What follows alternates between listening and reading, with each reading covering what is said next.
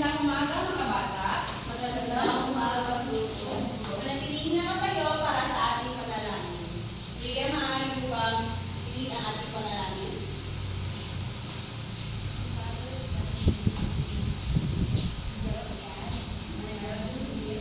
Romans love, amazing here. Every day, give me a sign, light and dark, good and light. Amen. Salamat, Leila. Bago kayo po, maaari makipulot ng mga kalat sa ilalim ng inyong mga upuan. Mga bata, maaari pa kayo tumingin sa kanan, sa kaliwa, sa likod, at sa harap. Ngayon, sino ang wala? Wala po, guro. Dali. Ngayon mga bata, sa ating paaralan, meron tayong alitunin na kailangan sundin. Ang una ay, paano bang basa mga bata? Itaas ang kamay kung may gustong sabihin sa guro. Itaas ang kamay kung may gustong sabihin sa guro, kung gusto niyo sumagot, at gusto mong lumabas upang umihi. Susunod, Makinig ng mabuti sa guro. makinig kayo ng mabuti sa atin upang meron kayo may sagot sa ating talangay mamaya. Susunod, Umupo ng maayos. yan, umupo kayo ng maayos upang himantala ang ating klase. Mga bata, sa ating pagbabalik-aral, gagamitin natin ito dictator.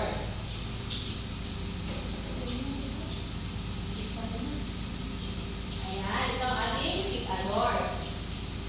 Rhea, maaari ka pupunta dito sa harap upang pumili ng isang pintuan at sagutin ang katanungan.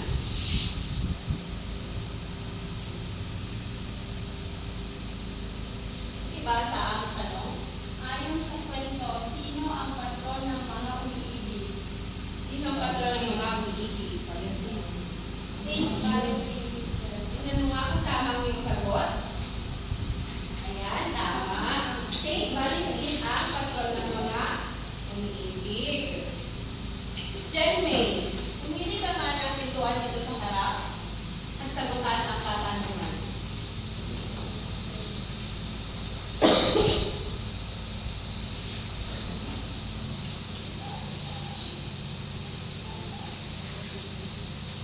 Nawala po, guro. Guro, nawala.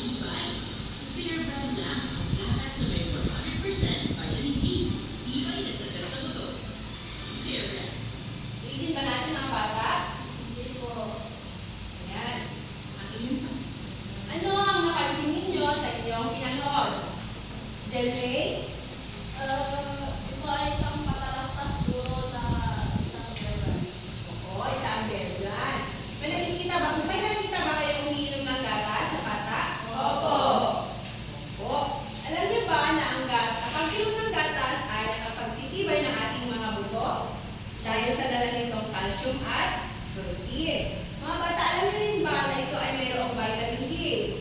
Opo. Opo. Pinapatibay din ito ang ating mga ngipin dahil sa taglay nito, phosphorus. Naintindihan mga bata? Opo.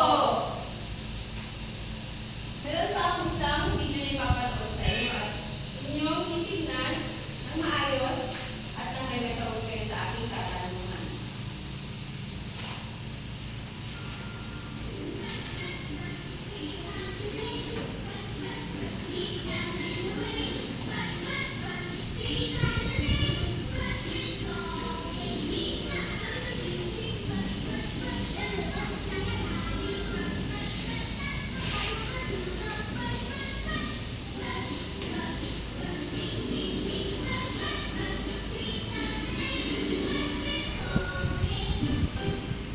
Ay mga bata, ano naman sinisan yung pinanood?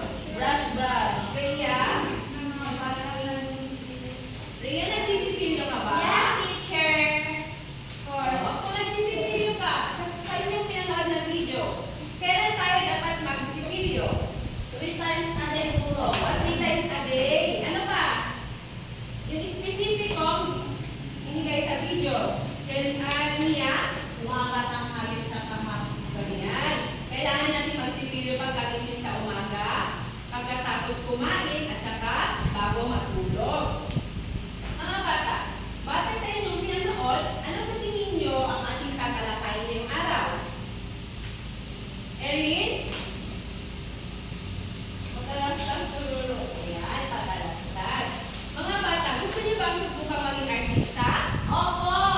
Ayan, kung gusto niyo subukan maging artista, papakatin ko kayo sa 4 na grupo.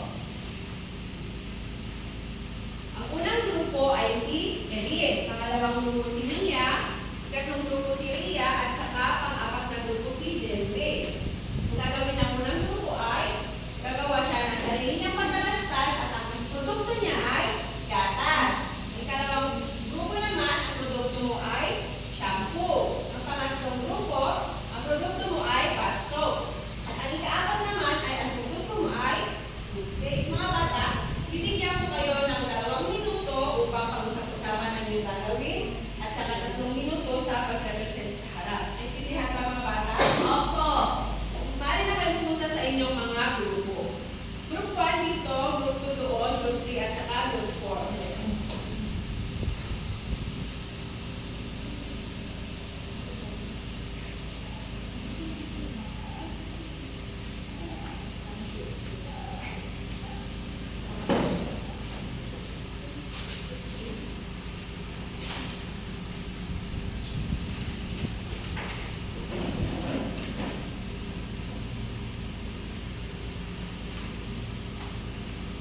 Mga bata, may 1 minuto pa kayo sa inyong pagpaplano.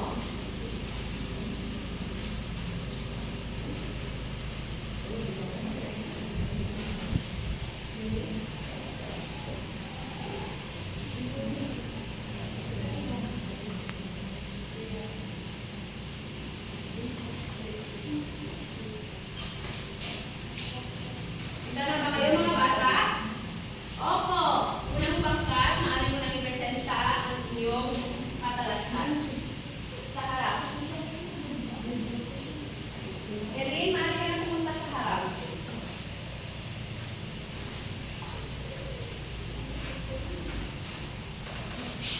So, ay gatas. Bakit ka tumatawa, Erin? Sige na, Erin, simulan mo na.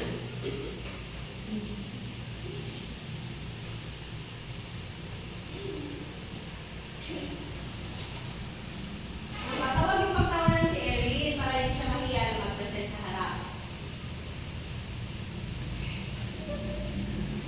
Mukhang hindi pa handa si Erin. Ngayon, pupunta tayo kay Mia.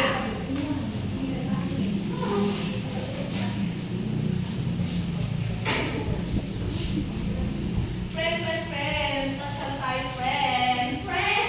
Bakit, friend? Ba't ka tayo problemado? Hair ko. Magpa, friend. My God, friend, gumamit ka lang ng sunsil. Help you to nourish your hair at gawing maganda ang iyong mukha. Salamat,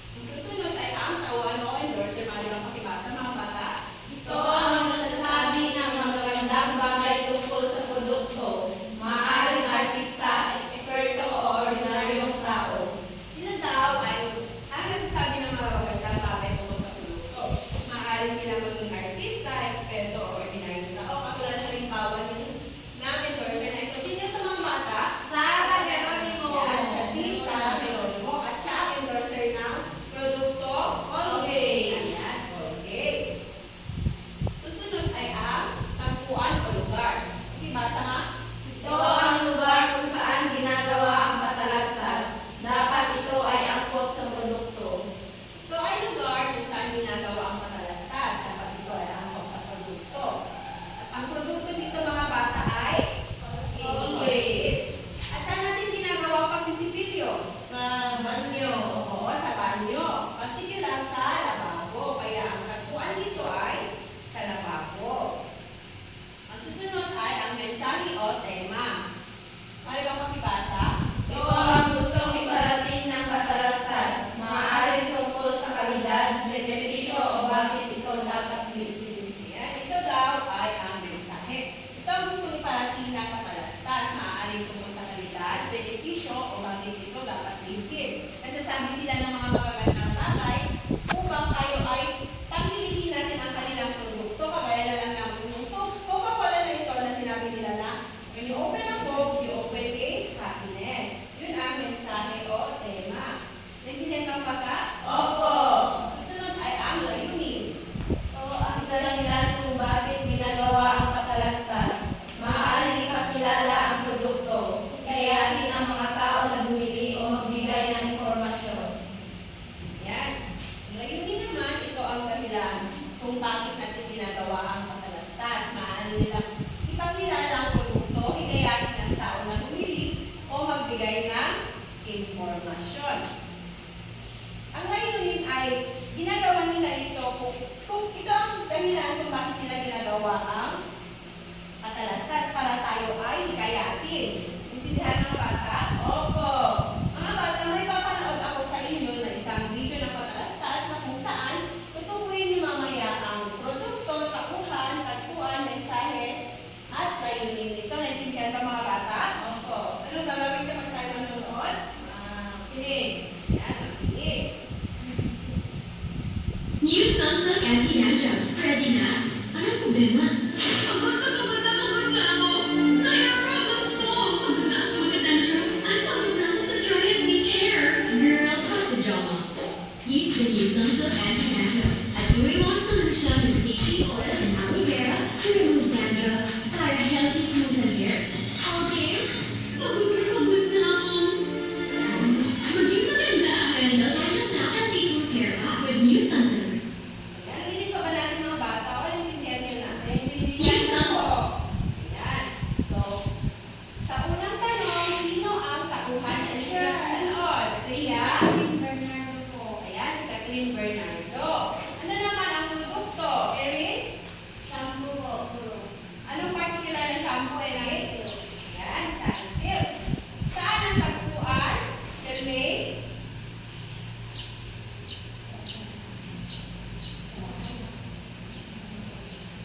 Sa bahay po po. Ayan, sa bahay. Ano naman ang mensahe o tema, Mia? Solusyon sa pagkakaroon ng dandruff po. Ayan. At ano ang layunin nito? Upang hikayatin ang mga mamimili na subukan ang bawat produkto ng Sunsilk. Yan, ang layunin nito ay upang higayatin ang mga mamimili na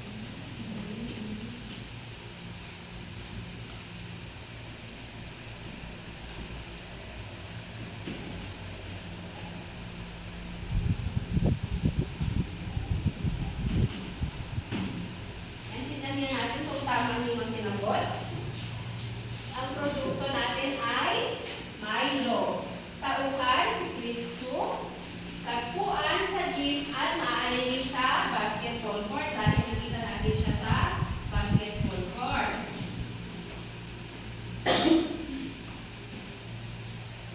At ang mensahe o tema nito ay nagpapakita ng benepisyo ng pag-inom ng Milo.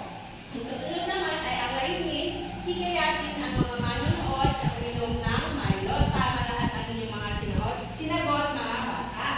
Kaya magkakaroon kayo ng aktibidad ulit. At ito ay pangbatang aktibidad.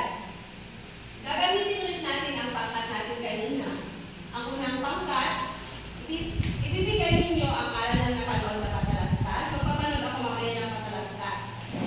Ang ikalawang grupo, ibibigay ang mensahe ng napanood na patalastas. Ang ikatlong grupo naman, ibibigay ang layunin ng napanood na patalastas. At ang ikaapat na grupo, ibigay ang interpretasyon ng napanood na patalastas gamit ang ating bintana ng karunungan. Dito nyo mamaya ididikit ang mga sagot ninyo. Dito yung aral, mensahe, layunin at saka interpretasyon. Naintindihan ba mga bata? Opo. Mayroon naman kayong 5 minuto na gawin dito mga bata. I-presenta ko muna ang ating rubrics. Sa nilalaman, kapag napakahusay 5 puntos, lubos na ipakita ang aral, mensahe, layunin at interpretasyon ng malinaw at makatotohanan. At kapag hindi naman naipakita ang mga ito, magkakaroon kayo ng 4 na puntos o 3 puntos. Depende na rin sa inyong sagot. Sa kooperasyon naman, 5 puntos kapag nagpagtulungan lahat ng miyembro. At kapag hindi naman, magkakaroon kayo ng 4 points o 3 points. Naintindihan mga bata? Opo. Mga bata, ito na yung papanoorin ninyo.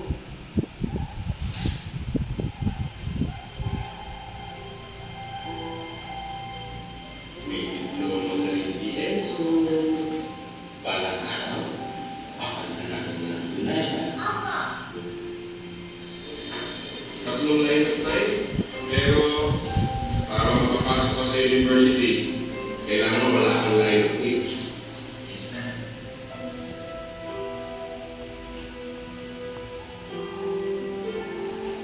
Buti na lang, i-practice natin yung defense mo.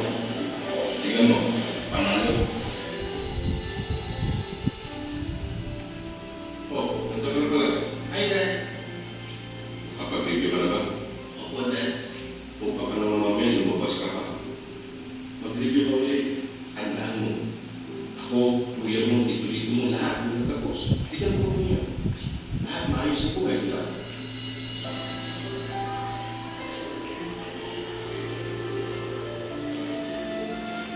Nauna na daw si Kenzo sa Jollibee. Mukhang may celebrate tayo.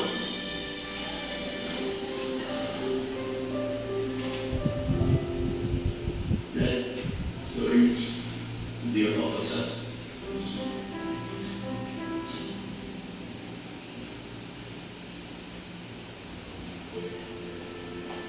Enzo, naging mabuti ka na.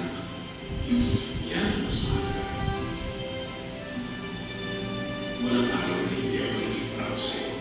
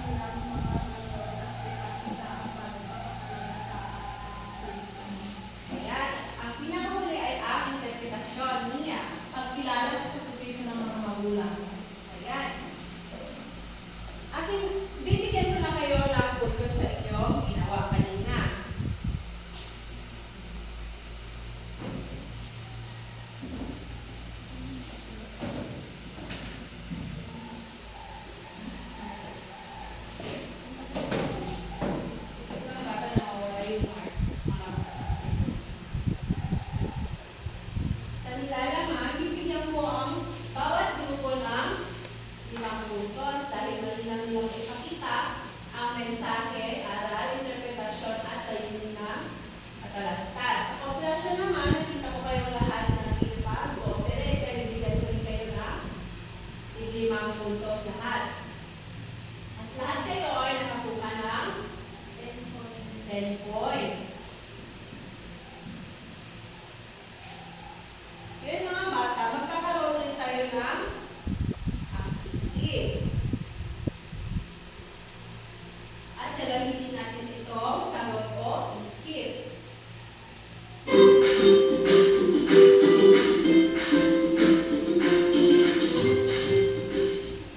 Kapag nabulot ninyong numero ay nakalagay sagot, sasagutin ninyo ang katanungan. At kapag skip naman, hindi kayo sasagot. Naintindihan ng bata? Opo. Ayan. Sino gusto pumili ng numero dito sa harap? Mia?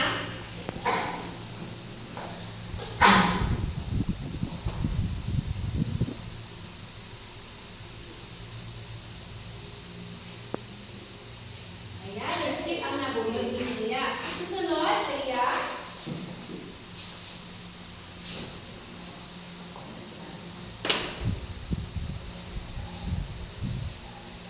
Sagot, sasagutin mo ang katanungan. Ang katanungan mo ay pakibasa. Tama ba na bilhin ang produkto dahil mga artista ang mag-i-endorso o mga tauhan nito lang? Hindi ko buro. Dahil, Dahil ano po, hindi lahat ng pinapakita nila ay totoo. yan, tama. Dahil hindi lahat ng pinapakita nila ay totoo at hindi nila sinasabi ang mga side effects ng mga produkto nila. Susunod, Delmay.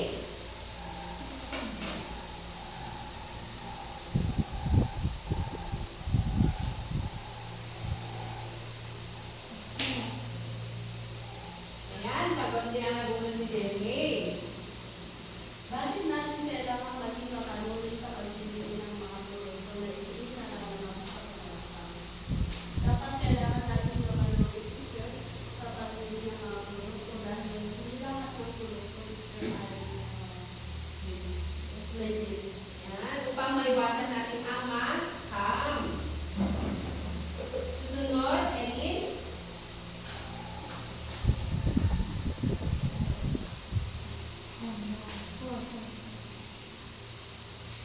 Sagot. Ang tatanungan mo ay, Bakit mahalaga ang katalastas? Mahalaga ang katalastas dahil dito pinapakita mo ang produkto ay epektibo o hindi. ano kikita lang natin dito? Epektibo ba ang isang produkto o hindi?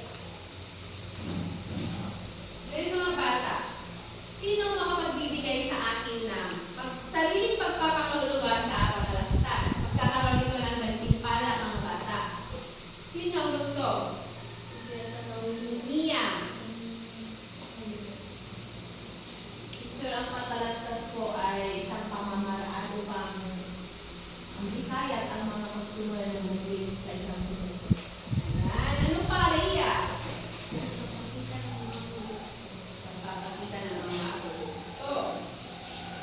Jelmay, ano naman ang 5 elemento ng katalastas?